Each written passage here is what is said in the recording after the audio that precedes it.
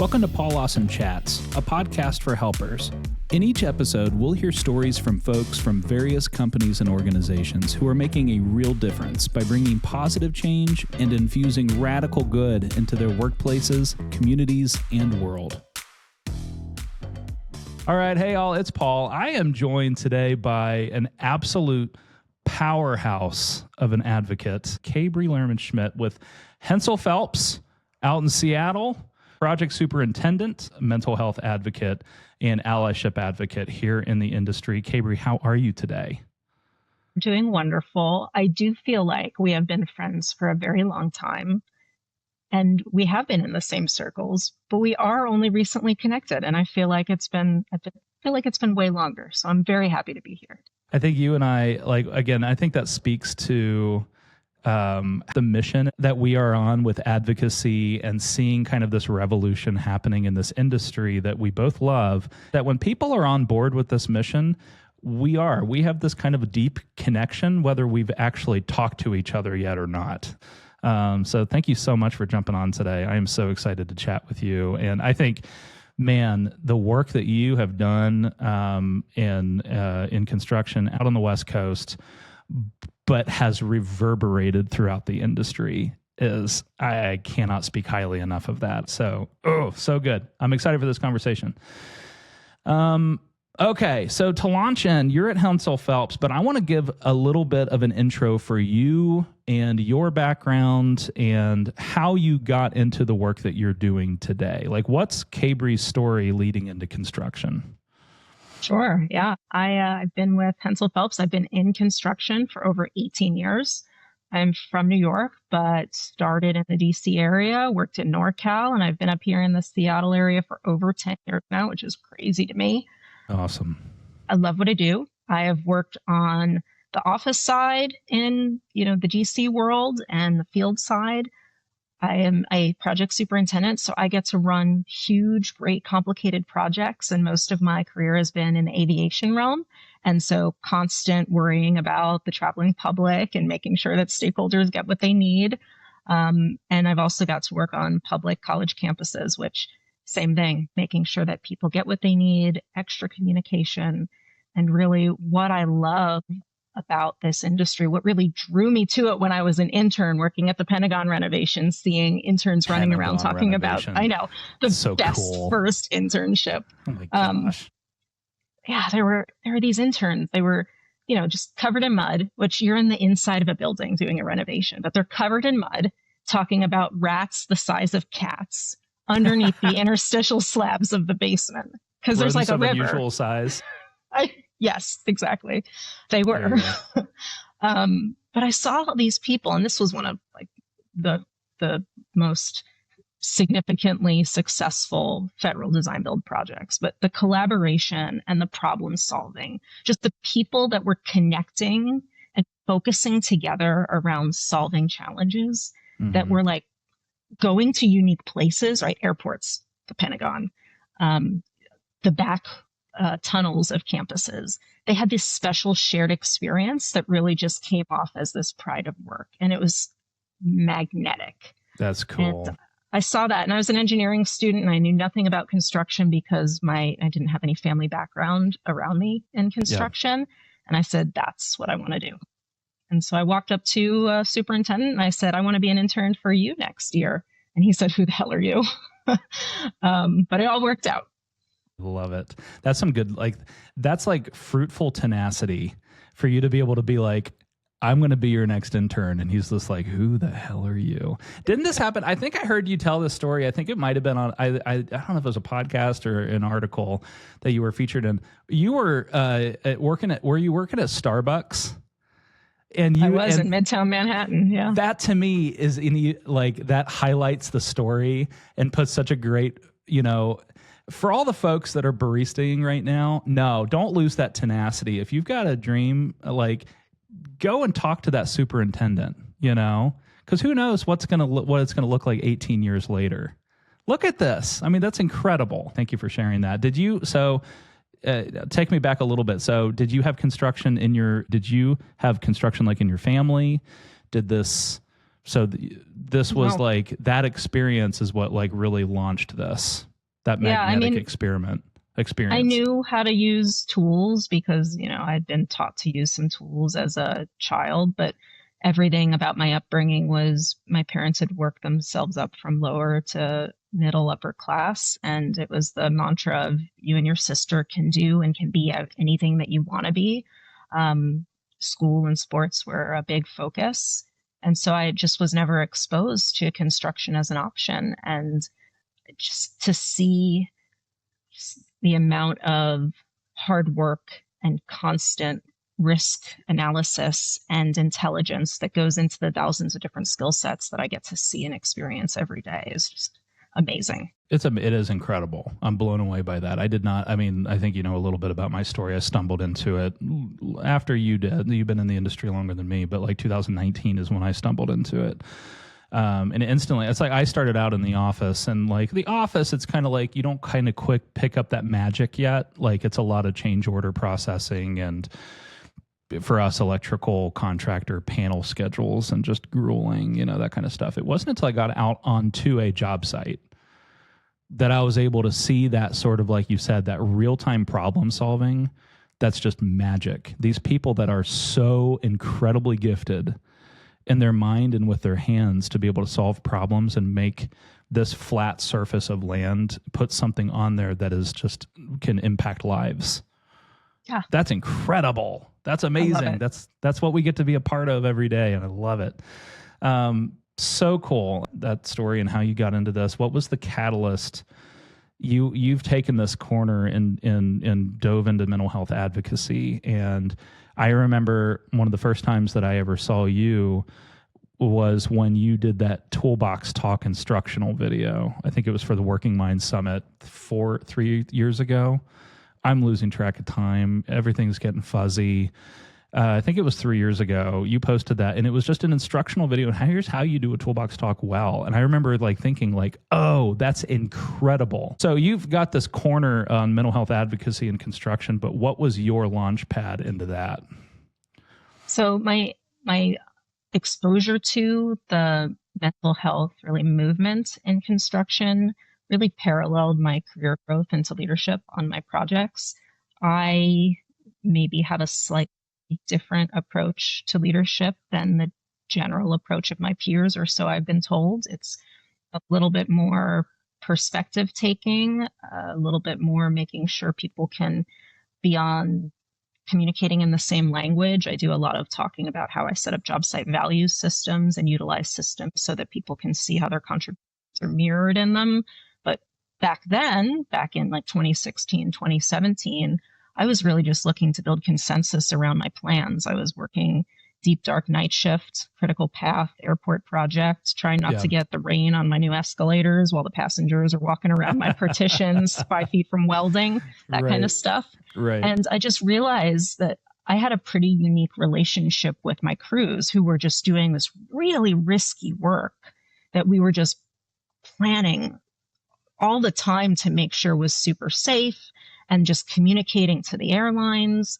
And I saw this opportunity to just have these discussions with them. At the same time, I was working with AGC of Washington's Culture of Care team, representing how to create these more inclusive conversations on the job site. Sure. And I got introduced to some of the incredible names in our industry who started the conversations on mental health up here in Washington, because there was a group of industry representatives actively working with a Washington state grant and the University of Washington's Forefront Suicide Prevention Program to create the first industry-specific mental health awareness training. And at the time, there were no other industry-specific training resources, and definitely not free resources. And so we came together and we created a number of toolbox talks. AGC ran with a number of those. And it was just an incredible way to take this impact I was trying to have at the job site out to the industry. Yeah. But what it created was this opportunity back in 2017. I was on a job site of 300 plus people. Mm-hmm. For Safety Week 2017, I convinced everybody to introduce the topic of suicide awareness. And I held small group discussions with every crew. And we made little cards, talked about statistics, talked about resources. This was pre 988. And the response was overwhelmingly positive. It was the first time. People had never heard the word suicide on the job site at this point. Like, this is pre-COVID, right? What year would this have been then? If it's 2017. Okay, 2017. So it was still the year after the original statistics came out from the CDC. So that level of understanding at least was in its infancy, but the efforts hitting the job site really hadn't hit yet. You were really in that first push. That's incredible. Yeah. And this was, a time where I would ask the group of electricians in the room, like, have any of you known somebody who you've lost? And they would put up their hands and look at each other and see half the room's hands up and like gasp because they didn't know each other, had the same experience. Like, it was just this eye-opening realization. And I think I have a unique opportunity. Like, there's both positives and challenges to being a 5'1/2" female superintendent on a job site. One of the significant positives is that I'm already, bucking stigmas, right? Like, I can go in there and like say, like, let's talk about whatever. And they're already like, okay. It's like me saying, let's talk about the schedule sometimes, it's like, it's Kabri. And so it's being received differently, but in a way that's more open almost, because it's already partially rejected. Like, does that make sense? Like, no, it does, for sure. It'd be harder for somebody who matches the majority demographic to speak about some of the topics. But because I have the ability to speak superintendent and introduce a topic I was passionate about, mental health, I was able to connect with crews on a different way. And those night crews, the ones I was particularly connected with because they were my crews, voluntarily, like, they amazed me. They stopped work and extended lunch because one of their foremen wanted to share his own story with the crew. Like, it was unbelievable where it ran. That's amazing. So, and did you have like, and I love that. And that to me, I think just speaks to the goodness of these crews, and that there are good hearts in there. I think there were so many, and I'm sensing like, and I don't know what the cultural difference is between like West Coast construction crews and East Coast construction crews. I don't know. Like, I just know that like the guys that I get out and talk to on job sites, a lot of them, they're piratey, crusty, crew of the Black Pearl I usually use as like my, Pirates of the Caribbean reference for these guys. But damn, they've got hearts, like they really do. It's just, I think for the longest time, they had to kind of be given permission to use those hearts in a different way, and to actually like be open for those conversations, and the fact that you were able to see that fruit like instantly. That's incredible. That speaks to you too, and your ability to like you opened that crew up and built that trust and respect, and that's incredible. I think that's amazing. So tell me then, so you launched into this, you were like kind of front lines on this thing. Like, I mean, right after that data came out, I mean, you started having those conversations with folks. How early on did you get connected to the broader community? I mean, one of the first groups that I knew to be working on creating industry resources was led by Cal Bayer and AGC of Washington, here right in my backyard. Mandy. Do you know Mandy? And Mandy Kime. Yeah. Sure. I mean, we were all working on that content together. And so, I definitely wasn't the first, but they welcomed me with open arms, and, it was really great to be able to have the resources and the numbers and the content and the reach that they had with their positions to be able to start taking my information and perspective from the job site. And that's kind of the role I feel I still play when I talk about mental health is what does this topic look like from a job site leadership perspective? How do we my company now has a wonderful corporate training program, right, for mental health awareness. And I was very lucky to be a part of the creation of that. But you still have to take that and translate it to the job site. You still need to implement it however you do on, whether it's Awareness Week or it's throughout the year. Yeah. That's job site leadership's responsibility. And I get to provide that perspective and translation. Yeah, I love that. That's incredible. Now you are project superintendent for Hensel Phelps, which when the pushback, so I don't usually, at this point in time, and I do attribute this to the path that folks like you and Cal and Sally like laid the way for a lot of us advocates who came in later. You know, admittedly, I'm one of those. But I'm at a point now where I don't feel too much pushback, at least as much as I was expecting to, and I don't feel like I am getting as much pushback now as I did a few years ago. But the pushback that I do get sometimes is from that superintendent level. Like it's those guys that are like the guys and gals that are out there that are doing the superintendent work, that a lot of the pressure and the crunch and the schedule is falling on their shoulders, that like it's up to them to keep the workforce up, to get the job done and get the job done on time and under budget. So how have you balanced that? When I found out that you were project superintendent, I was just like, and you're as like pivotal and on the front lines of this movement as you are, I'm like, ooh, how do you balance that? That's amazing. How do you balance that? So I see my role as somebody who has to set from the first moment that somebody's going to step onto the job site, onto my job site. Yeah. I am setting the expectations and giving them the information on how to interact with the systems on the job site, right? And so when I think about things like mental health, it goes hand in hand for me about like the psychological safety or the culture that we're creating on the job site. And I don't say psychological safety to the crews, right? What it comes out as is, do you know what systems you can trust to give you what you need on my job site? Do you know who to ask? Do you have what you need? Do you know that when I say in your orientation that I value apprenticeship on this project, that means you should bring more apprentices to this project? And that my currency, when you want my attention, if you want me to say, hey, great job in a meeting, it's because you just trained that apprentice well. Mm-hmm. Like, that's what we're talking about. That when we go around the huddle in the morning, I don't want to hear what was on my schedule from 3 years ago. Like, right. Please, that's changed. Yeah. I want to hear you say, hey, that forklift is in my way, because you know the plumber's going to respond and say, hey, man, no problem. Right. Let me move that for you. Do you mind if you take that wall form out of the way while you're using the crane? Yeah. When you start to demonstrate as a field leader this ability to bring your own resources to the table to serve other people, when you start to show that the systems that have been created to serve every single metric that we're judged on, right? You're talking about this pressure, the schedule, the production, the safety. Every system that we follow every day is shooting towards those metrics. Well, let's use them in a different way.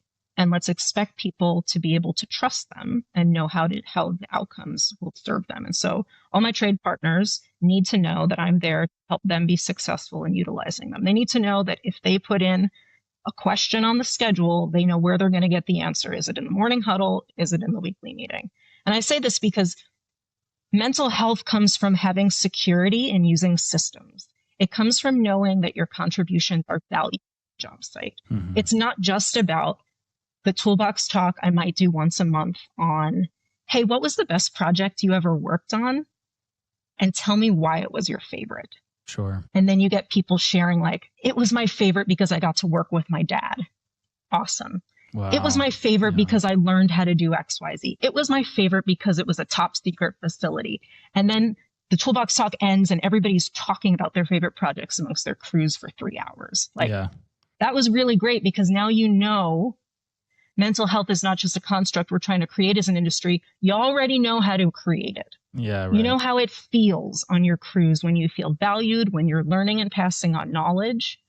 And so I harp on systems because I don't like people thinking that mental health or psychological safety is separate from systems, especially as a superintendent. Yep. You've successfully baked it into how you function as a superintendent and how that works at Hensel Phelps. To me, like that's a point that needs to be made, because I think a lot of superintendents out there, they feel like, oh, this is another thing that I have to tack on to what I do. And it's completely antithetical to how I normally lead. Right. That like how can I be both without being and not be a hypocrite? That's the vibe that I get Sure. from a lot of folks in that level. And what you're saying is like, no, it's not two separate things. You just literally you add it to the ingredients and you bake it in, and that's those interactions that you have like are transformed because it's baked in. Like, that's awesome. That's incredible, because I do think, again, I when I talk to C-suite, I feel like I get a lot of buy-in. Talk to safety, I get buy-in. Talk to even like the foreman level, I get buy-in from those guys. It's that superintendent level that I always feel like that's where I'm feeling the most crunch, pushback. And so I wanted to get that perspective from you, because I think that's so important. That's so cool. Yeah. I think, a superintendent job is to be able to get enough information out of people around us to be able to create the best plan to make others successful and to keep that communication rolling. And so everything about creating the best environment for mental health is about creating the best place for people to feel that they can have that communication. Now, giving them the resources for their own mental health, it's like the cherry on top, right? It's like you eventually get to the point where people will listen to you and trust you for delivering that next piece of information. And they'll consider it, right? When you start saying like, hey, there's this free quiz, you should check it out sometime. Right. Hey, man therapy was really funny. Did you see that clip? Yeah. But you got to start with being able to walk up to the deportations crew, have the foreman talk to you about his son's schoolyard trip, right? You got to start with that relationship. Building that trust and respect. And I think that when that eventually we hit a tipping point where that becomes the norm on job sites. And I feel like we're going to see some big culture shift happen when that tipping point hits, and I'd say, can we keep driving and keep, plugging away at our work and the mission till that happens. Love it. Thank you so much for that perspective. Big thing that I want to talk about is allyship in the construction industry. To me, I'm coming into this conversation from the Midwest, which has its own kind of perspective and culture that I think we're trying to get allyship in there in our culture and do it in a way that's inviting. For me, in my background, I come from a conservative church background. I'm new to the world of allyship. It is a part of me that I have embraced. I feel like I've made more connections with people that 10 or 15 years ago, 20 years ago, I would have been in a background that would have, it wouldn't have been encouraged. And guys, in the world, it's not worth the putting up your worldview in order to disconnect from people and put up walls. Connect with people. And I think what you've done with the nonprofit Build with Pride Seattle, I believe is doing that. I think it's incredible work, and I want to talk about that. Like, what got you into launching your own nonprofit around this, and where do you see the industry going around allyship?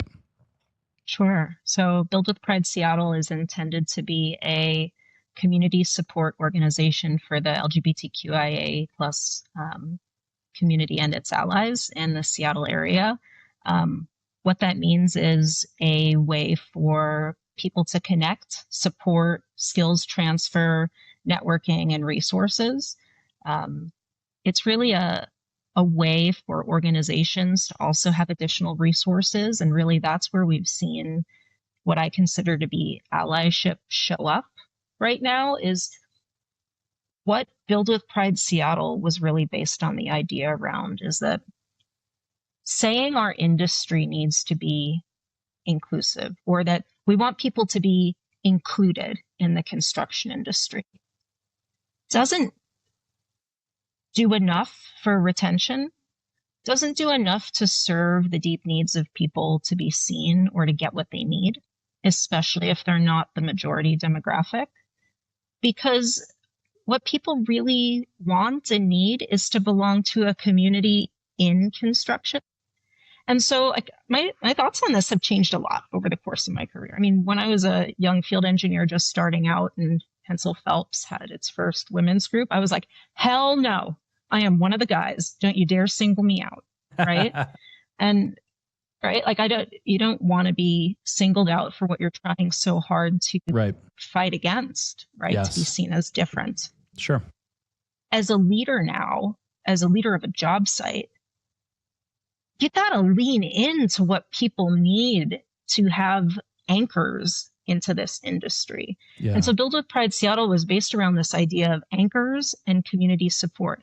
Because if you go and you set up an event like we did the first year, we had a Pride event. It was an open event, open to all. Come hang out, free entry. Over 300 people signed up with only 6 weeks notice. And we had over 200 people representing over 85 companies in attendance, which was awesome in that most people in the room had never met one another, because it's not like something you see across the room. Let me tell you, the room was on fire for construction. Yeah. Like, you lean into somebody finding a community within our industry, you get more of our industry's pride. Yeah. You get harder work. You get more retention. When I come to a toolbox talk and I try really hard on my Duolingo the night before to practice my Spanish to include the new roofing crew, like, they were psyched.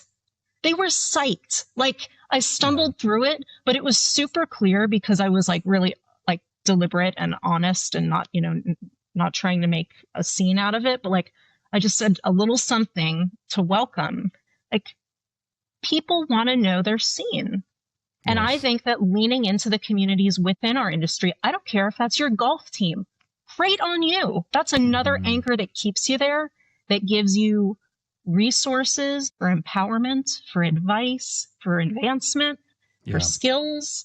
Like, do it. And so Build with Pride Seattle was trying to fill a void that you think the West Coast is super progressive and stuff like didn't exist, and allows people to have a way to reach out in the community.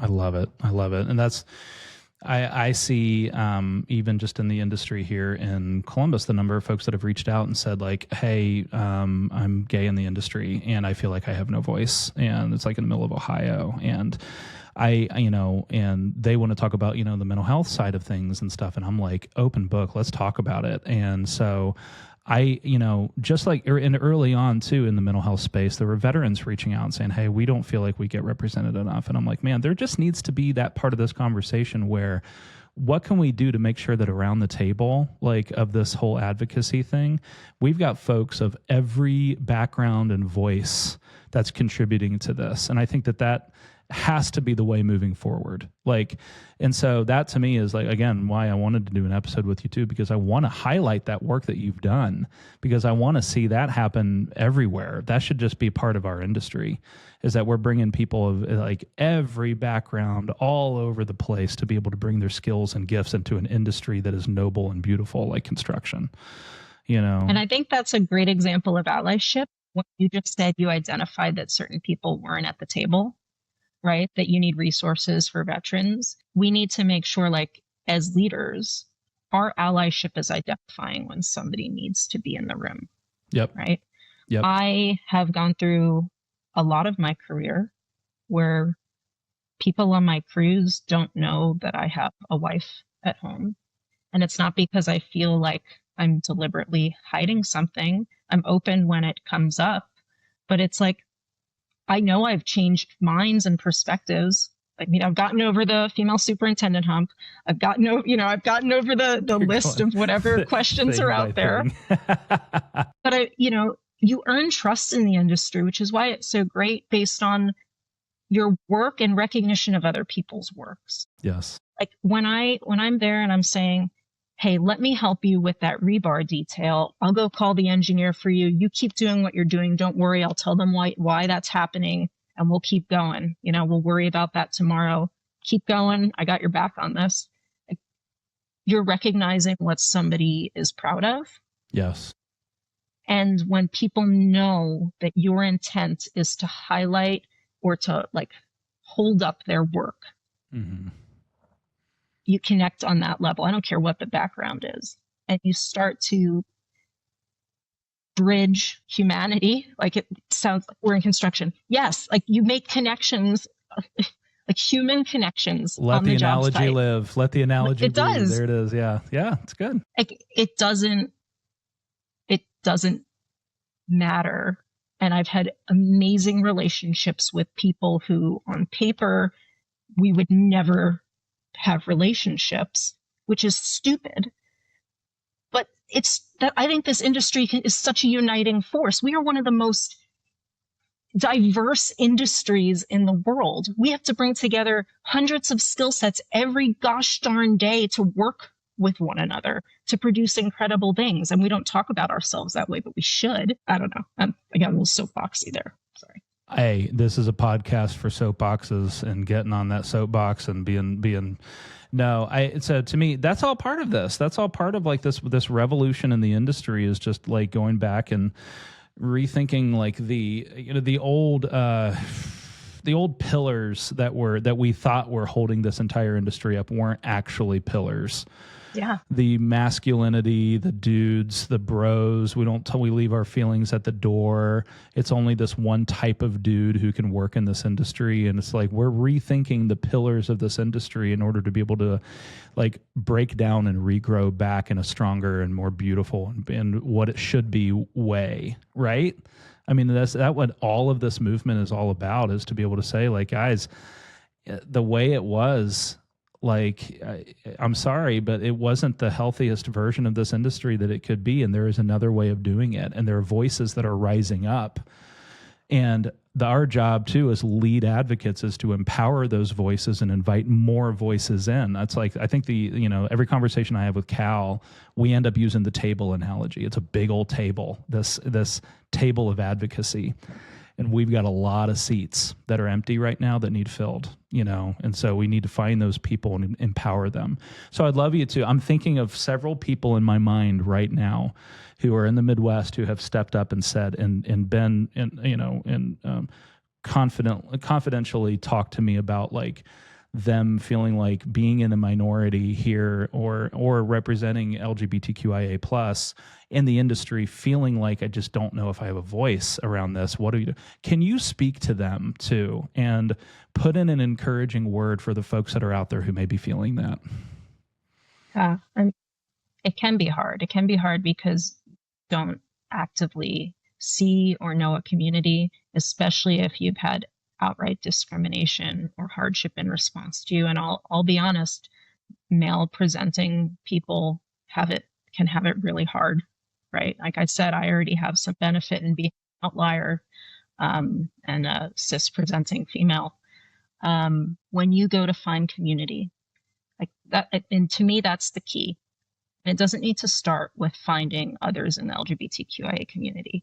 You need to go find community within the industry that you can trust. Mm. That might not be on your job site. It might not be it could be in a book club in the industry. And if there isn't one, start one. Yeah. I can't, it's hard to even believe that I can say like I did as part of a group, but we created something because we didn't have it. But it could be going on runs on a weekend and inviting people and finding more of your people somewhere. Because when you put yourself out in the industry, and I like public speaking, I've done a number of things within the industry because it helps me feel more fulfilled. As a superintendent, things don't always go your way. And so like I try to have more influence outside the job site that keeps me motivated. Control and feel in other areas. So when things are, try to feel like I'm making positive impact somewhere. But by being able to feel like I'm having an impact somewhere else, you're attracting people to you that have that interest. It was a catalyst for me always to get recommended to something else or to find somebody new to connect with when I put myself into something I enjoyed somewhere else. And so you don't need to force yourself to feel comfortable in a certain context. Find something within the industry you do feel comfortable doing, and people will get magnetized to you. And I recommend that to companies out there too, because who's recruiting? Let me tell you, if I go speak at a college, we'll get a lot of LGBTQIA resumes. Sure. Only because my great company supports me, and I am open about who I am. And I think about the voices you're elevating as a company and support them in what they need. Doesn't mean you need to have an ERG, like an employee resource group, to support every type of person. Right. Just see what people need. I don't know if that's very good. helpful. No, I think that is helpful. I think it people is. Need community. People need community. I think on a fundamental level, people need community. People, I remember even back when I was a youth pastor, the term that we kept coming back to, because I ran a pretty socioeconomically and racially diverse student ministry. So we were in like right on the line between the richest part of Cincinnati and the poorest side of Cincinnati. And so you had like these super rich, affluent kids and these kids from rougher backgrounds all under one roof. And so running a student ministry of 400 kids, I'll never forget, like one of my mentors came in and just gave me feedback on the weekend and just the experience and everything. And she was just like, the thing that makes a room like this work is that the one thing everybody has in common in this room is that everybody wants to be known. Mm-hmm. Everybody wants to feel seen. Everybody wants to feel heard. And so like, if you can create an environment where you meet that need on a base level, you can have an industry, a ministry, whatever like thing, whatever group of people or movement that is the strongest version of itself, when that's one of the goals, is to help people feel heard and seen and known. And that's what I'm hearing you say right now, is that for those folks that maybe feel like they're in the shadows a little bit, in an industry that's still working on figuring out how to accept them, to find those people, to find those allies, to find those people that are in your corner who can know you and see you. That's beautiful. And I think that that's something as an industry I'm hoping we are moving towards that. That's what, from a mission standpoint. What is the future? So what if we get this right? Like, what if we keep hitting that nail and we keep going and this becomes the norm? What does our industry look like? I mean, we stay building great things and we have more people to do it. We have smart people that continue to build right now, with the risk of not having next generations to build. I mean, that's what we're trying to fix. When we have a more diverse group coming in to fill that, we're still going to have the same hardworking, passionate, wanting to solve the problems. Like, those aren't the values that are going to change. Like, and I think that's what I used to talk more about inclusion, when that was more of, the buzzword. Like, it was convincing people that we will always have pride of work. We will always have people wanting to put in the hours to learn something. Yeah. We will always have people who are wanting to teach. Like, we will always want to have people who are trying to build their community or serve their family. That's not going to change. Yep. What's going to change is who's doing it, and the new ideas that are coming into it, and our ability to listen to the stakeholders in new ways and present information better so that it's on the same page. Like, that'll get better. Yep. Our ability to communicate will get better. People will be safer because of that. Yep. So I don't think our industry will change in a way that departs from the wonderful, amazing, great work we do. We'll be able to do it in a way that allows us to communicate, be more creative, and it'll make us more proud of our work, because we'll have a little bit maybe more autonomy over it and feel more connected to it and the people around us. Yep.